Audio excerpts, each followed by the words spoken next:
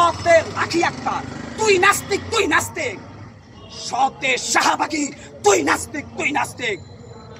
এই রক্তক্ষয়ী যুদ্ধের পরের নতুন স্বাধীন বাংলাদেশে প্রতি ইঞ্চি জমি থেকে শাহবাগীদেরকে আমরা অবাঞ্ছিত ঘোষণা করি।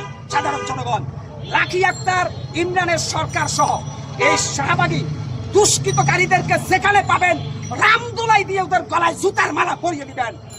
লাখি আক্তার আর ইমরানের সরকাররা এই বাংলাদেশের জন্য অভিশপ্ত। আজকে বাংলাদেশে নতুন করে শাহবাগী নাস্তিকরা মাথা চড়া দিয়ে উঠেছে। এই লোমহর্ষক ঘটনা, এই 2013 সালে শাহবাগী নাস্তিকেরা ইমরানের সরকার এবং পতিতালয়ের ত্যাগ খ্যাত লাখি আক্তারের নেতৃত্বে গোটা বাংলাদেশের ইসলাম প্রিয় জনতার উপরে যে ক্র্যাকডাউন চালিয়েছিল সেই ক্ষত এখনো শুকায় নাই।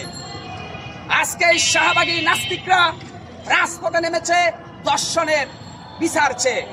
আমরাও দর্শনের বিচার চাই, প্রত্যেকটা সুস্থ মস্তিষ্কের লোক।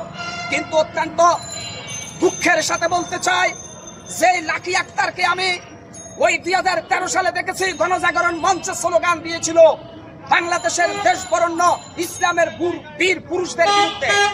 তখন লাখি আক্তারের বুকে ওন্না ছিল না।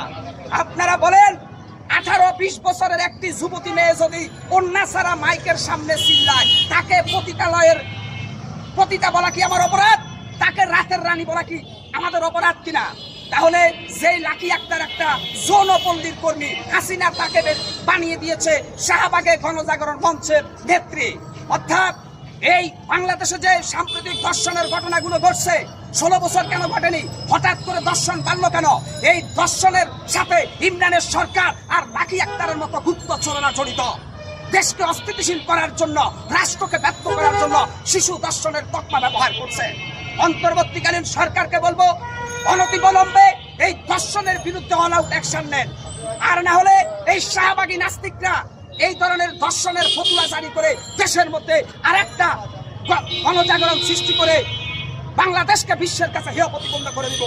আজকে আমি বলবো ওই তৎকালীন 2013 সালে মতিঝিলের শাপলা চত্বরে বাংলাদেশের ধর্মপ্রাণ মুসলমান আলেম ওলামার উপরে শেখ হাসিনা রাতের অন্ধকারে নির্মমভাবে গুলি চালিয়ে হত্যা করেছিল।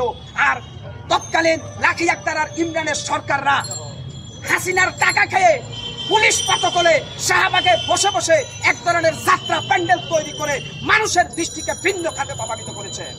অতএব আজকে সেই লাখি আক্তার ইমরানের সরকারের মুখোশ আপনাদের সামনে আমি খুলতে চাই। ইমরানের সরকার ছিল একটা টোকাই বকাটে মাদকাসক্ত ইয়াবা সেবনকারী। সেই ইমরানের সরকার লাখি আক্তারের মতো মেয়েদেরকে ধর্ষণের নামে ফিজিক্যাল রিলেশন করে তার চাহিদা মিটিয়েছিল।